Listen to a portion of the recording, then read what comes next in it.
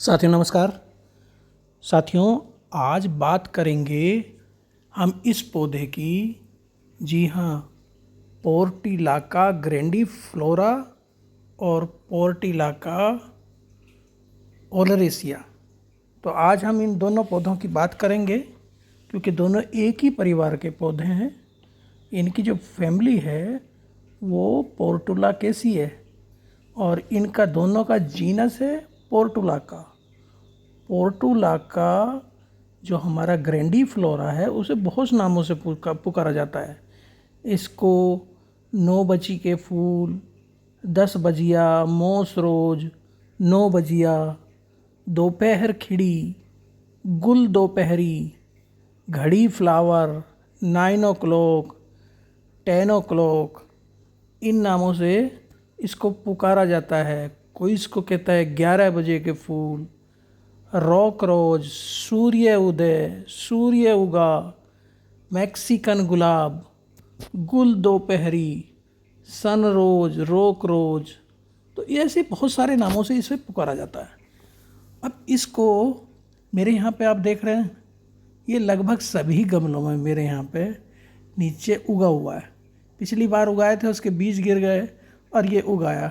अब ये देखिए आप, हर गमले में, हर हमारी उसमें जो उन्हीं की हमने कटिंग लगा दी नीचे, तो सब पौधों के साथ ये चल रहा है। इसे कोई परेशानी किसी के साथ भी ये उग जाता है। तो चलिए अब आज हम बात करते हैं इसी पौधे की। तो ये रंग बिरंगे आप इसमें फूल आ रहे हैं, देखिए आने शुरू हो गए और पूरे गर्मियों भर ये फूल देता है, केवल सर्दियों को छोड़ के, सर्दी से घबराता है। अब ये देखिए, ये पर्सलेन है, इसकी चौड़ी पत्ती होती हैं। ये जो दिख रहा है पौधा, ये पर्सलेन का पौधा है, बहुत ही अच्छा है, इसे कहते हैं। तो ये तो हिंदुस्तान का ही पौधा है। इसके बारे में कहा जाता है कि ये विश्व को भारत की देन है, विश्व को भारत की देन माना जाता है उस पर्सलेन को। तो इन पौधों की हम बात करेंगे। ये रंग बिरंगे सुंदर फूल वाले पौधे होते हैं और ज़मीन पर घास की, जैसे घास फैल जाती है, धूप घास, ऐसे ये भी फैलते हैं, लो ग्रोइंग है। और जो इसके जो पौधे हैं, इसकी जो पत्तियां हैं, ये एकदम रसीली होती हैं। ज़्यादा देखभाल नहीं चाहते, ज़्यादा ना पानी चाहिए, कड़ी धूप भी सहन कर लेते हैं। गर्मियों में फूल देने वाला बहुत ही बढ़िया पौधा है और हर घर आंगन में देखने को मिल जाता है। आपको बाहर भी देखेंगे तो उगता हुआ मिल जाएगा। धूप के साथ साथ फूल खिलते हैं इसके। इसे 9 बजिया नहीं कहते हैं कि इसे घड़ी कहा जाता है कि 9 बजते ही इसके फूल खिल जाते हैं। और जब सूरज डूब जाता है तो ये भी फूल बंद हो जाते हैं और सूर्यास्त के बाद इसके फूल बंद हो जाएंगे, धूप के साथ फूल खिलते हैं। इसको घर में, अपने टेरेस गार्डन में उगाना धन और समृद्धि का प्रतीक माना जाता है।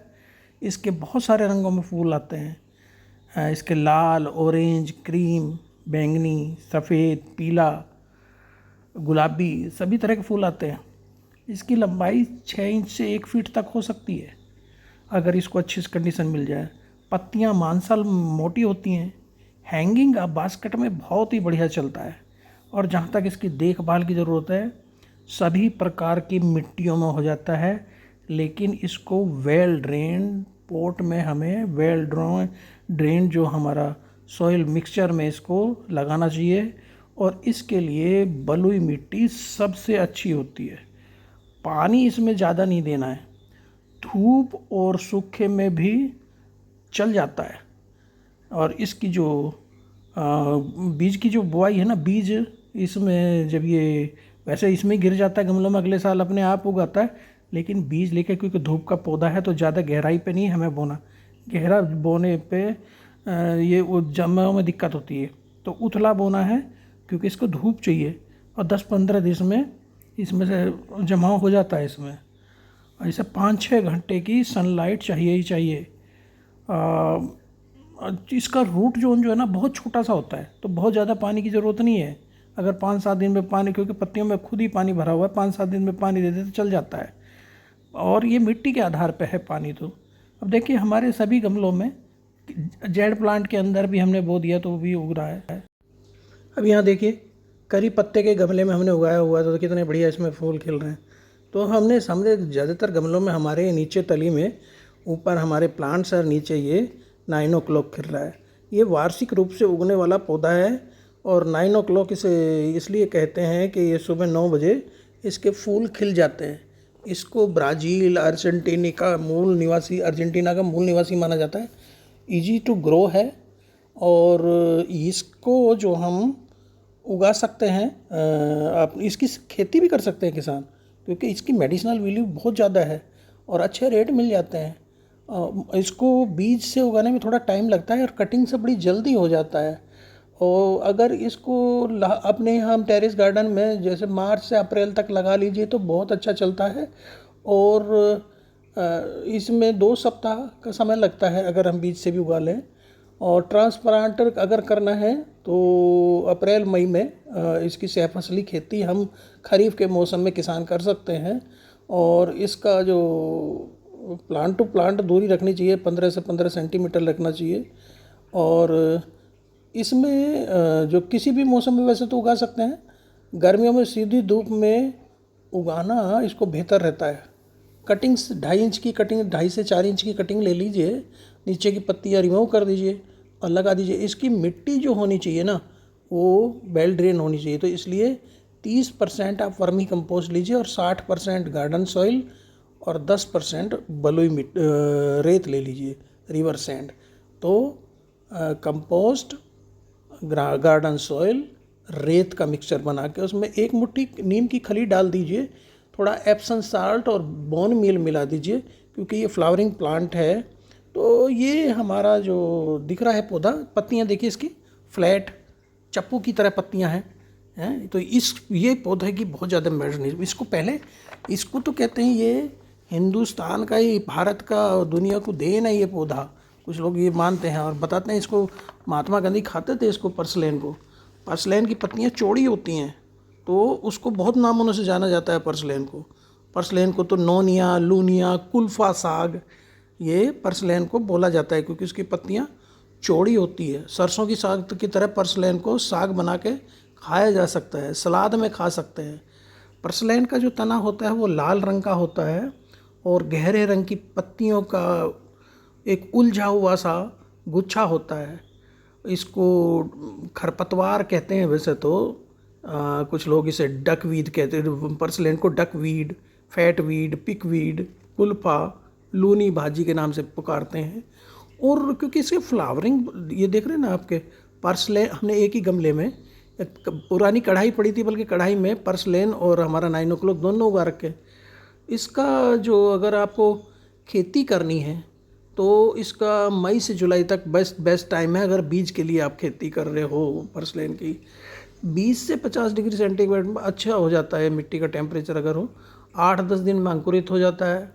तो ये पर्सलैन और हमारा 9 o'clock दोनों ही पोर्टुलाका हैं, दोनों एक ही परिवार के पौधे हैं, ड्रॉट टॉलरेंट हैं और इसमें बहुत सारे औषधीय गुण इसमें, यह हड्डियों को मजबूत बनाता है, एंटी कैंसर गुण है इसके अंदर, मोटापा कम करता है। इसके अंदर omega 3 fatty acid, beta carotene, manganese, calcium, riboflavin, ये सारे इसके अंदर पोषक तत्व पाए जाते हैं। नॉन टॉक्सिक है ये प्लांट और पेट्स के लिए नॉन टॉक्सिक है। गिलहरी वगैरह तो इसको बहुत अच्छे से खाती हैं और ये माना जाता है कि ये anti bacterial, anti fungal, antiseptic, anti inflammatory, anti viral, antibiotic और हाई बीपी को कंट्रोल करता है। 2-3 पत्तियां चबाइए सब्जी और सलाद के रूप में, इजी टू ग्रो है। तो देखिए बहुत सारी इसकी मेडिसिनल वैल्यू है। और मैंने बताया ना, हमारे यहाँ तो ये सभी गमलों में हमने लगाया हुआ है। लो मेंटेनेंस वाला एनुअल प्लांट है, डॉट टॉलरेंस है, ग्राउंड का कवर प्लांट है, ग्राउंड को कवर करके चलता है और लो ग्रोइंग प्लांट है। 9 o'clock और जो हमारा पर्सलैन है, इनमें अंतर ये है कि इसमें जो हमारा 9 o'clock है उसको कहते हैं पोर्टिलाका ग्रैंडीफ्लोरा और जो हमारा पर्सलैन है वो उसको बोलते हैं पोर्टुलाका ओलरेसिया।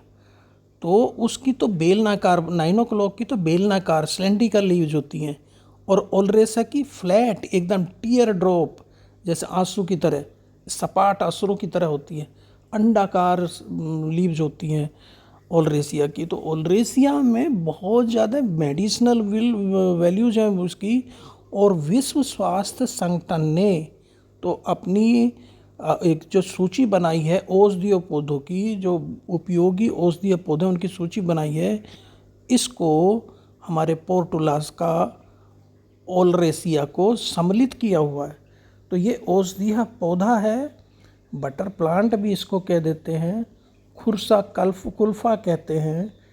वो तो इस तरह से ये पर्सलैन जो हमारा पौधा है, ये उससे हमारे 9 o'clock से, पोर्टुलाका से थोड़ा अलग दिखता है। जब उसकी पत्तियां चौड़ी होती हैं, चमकदार रसीली पत्तियां होती हैं, और मक्खन की तरह चिकनी एकदम पत्तियां होती हैं। इसको तो स्वादिष्ट व्यंजन माना जाता है, लेकिन अब हम उसको भूल चुके हैं, और वो एक तरह से खरपतवार के रूप में उगता है।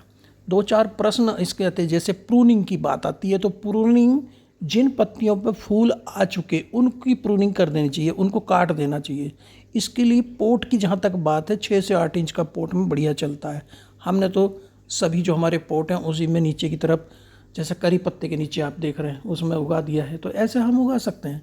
इसमें एक मिलीबग की समस्या से आती है, तो नीम ऑयल का इस्तेमाल करिए, उसी से ये ख़त्म हो जाता है। जहाँ तक फर्टिलाइज़र की बात है, तो इसमें अगर लिक्विड फर्टिलाइज़र मिला रहे हैं, क्योंकि फूल वाला पौधा है, तो इसको NPK 15-15-15 को बैलेंस रूप में आप यूज कर सकते हैं। और नहीं तो 1 लीटर पानी में आधा चम्मच DAP और आधा चम्मच यूरिया लेके, ये 250 ml का एक घोल बना लीजिए। 250 ml प्रति गमले के हिसाब से हर महीने देते रहिए, तो बहुत ही बढ़िया ये कुछ काम करता है।